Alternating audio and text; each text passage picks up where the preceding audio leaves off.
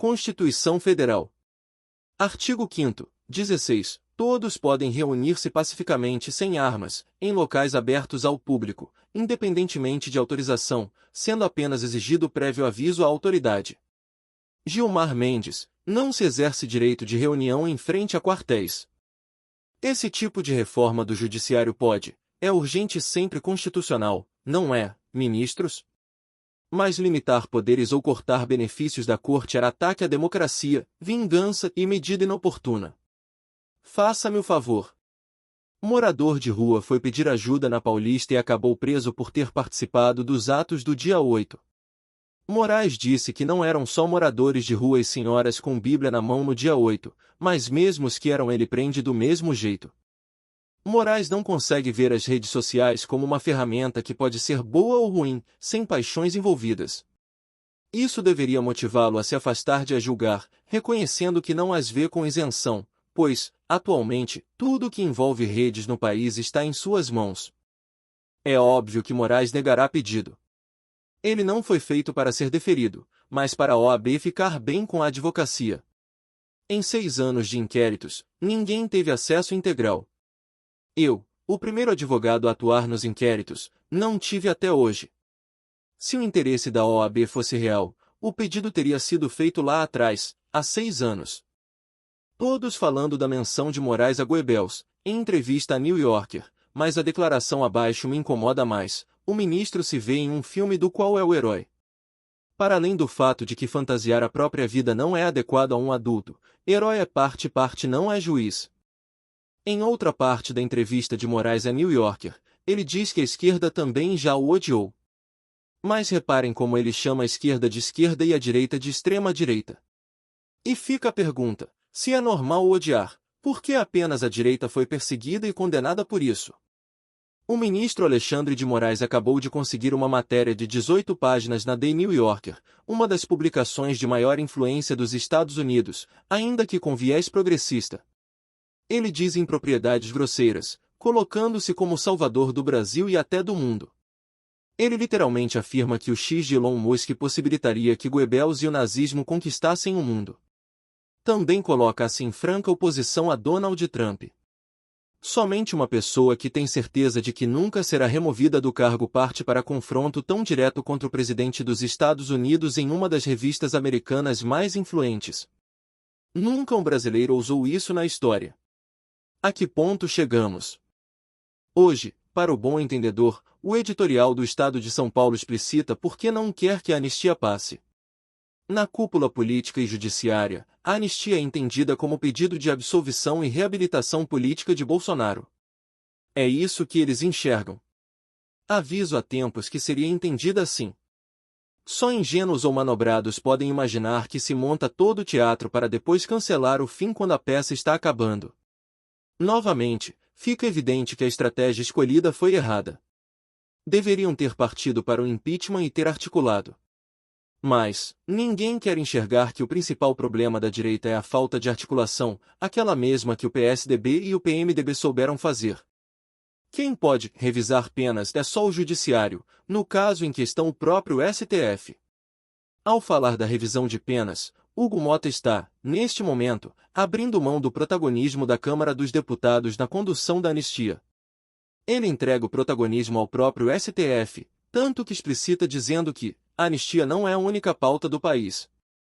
Ou seja, deixa claro que a anistia não é sua prioridade, mesmo após a manifestação da Avenida Paulista. Noto ainda 2 pontos. 1. Alertei aqui que Michel Temer estava articulando no STF para a diminuição das penas dos manifestantes populares, tanto que já houve diversas flexibilizações temporárias de prisões. O próprio pipoqueiro e o vendedor de picolés que Bolsonaro citou no discurso foram apenados com 1 ano de reclusão. É claro que não deveriam sequer ter sido condenados, mas, tendo em vista o padrão das penas que eram impostas, fica evidente que o STF resolveu arrefecer, seguindo a estratégia de Temer. 2. A direita está pastando por falta de estratégia. Desde o início avisei que partir para o pedido de anistia era péssima estratégia jurídica, que denotava fraqueza, pois assumia a culpa, quando ela não existe. O que o STF faz agora? Pensem. Pega a culpa que a própria direita assumiu que existe parte para a diminuição de penas. Fui criticada por muitos ingênuos que se negam a enxergar a realidade, mas o tempo está mostrando que minha visão estava acertada. Segundo dados do SED, Sistema de Alerta de Desmatamento, a degradação florestal na Amazônia Legal atingiu 33.807 km² no ciclo de desmatamento de 2025, um aumento de 482% em relação ao período anterior. Naqueles que somente a experiência os tornou conservadores, facilmente surgem as orelhas do asno liberal. Nicolás Gomes Dávila, Hino Evos escolhios a um texto implícito, tomo 2º. Não é o tom, nem o volume que define um bom advogado, é a clareza, a lógica e a profundidade com que ele sustenta a sua causa. Os grandes nomes da advocacia não são, necessariamente, os mais teatrais, mas sim os mais preparados. Aqueles que dominam o conteúdo, conhecem o processo e, acima de tudo, respeitam o tribunal. Se você quer ser esse advogado que impõe respeito sem gritar, comece pelo básico, estude o caso com profundidade, organize seu raciocínio e fundamente seus pedidos com técnica e precisão. Trabalhe sua abordagem para que ela seja clara e objetiva. Mostre respeito, mas também convicção. Quando a sua fala vem acompanhada de segurança e substância, não é necessário elevar a voz. O segredo? Excelência técnica, elegância no trato e compromisso com a verdade dos fatos. O resto é consequência. Muitos falam sobre impunidade no Brasil, mas alguns não têm nenhuma legitimidade para isso. Estes devieram apenas se calar. Não há emprego melhor no mundo do que ser um burocrata bem conectado em Brasília.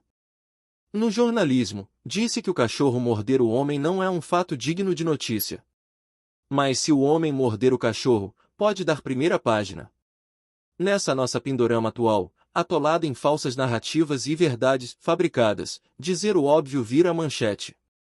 Os princípios da transparência e da publicidade não fazem mais parte do ideário e da vida pública tupiniquim.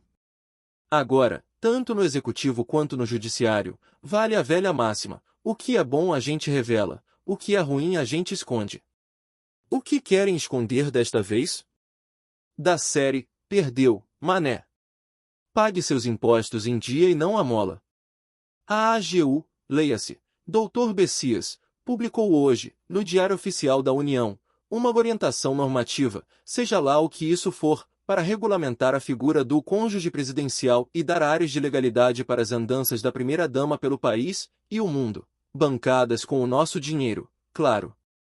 Não me perguntem por que uma norma editada em abril de 2024 só foi publicada um ano depois. Não posso comentar. Essa turma só quer saber de lacrar nos holofotes. A Suprema Corte Brasileira está recebendo a visita de uma comissão da Suprema Corte da China para um intercâmbio de informações. É só esta postagem. Impressiona como muitos dos que têm noção do atual colapso da ordem jurídica brasileira ainda nutrem esperança de que, como por mágica, tudo volte ao normal.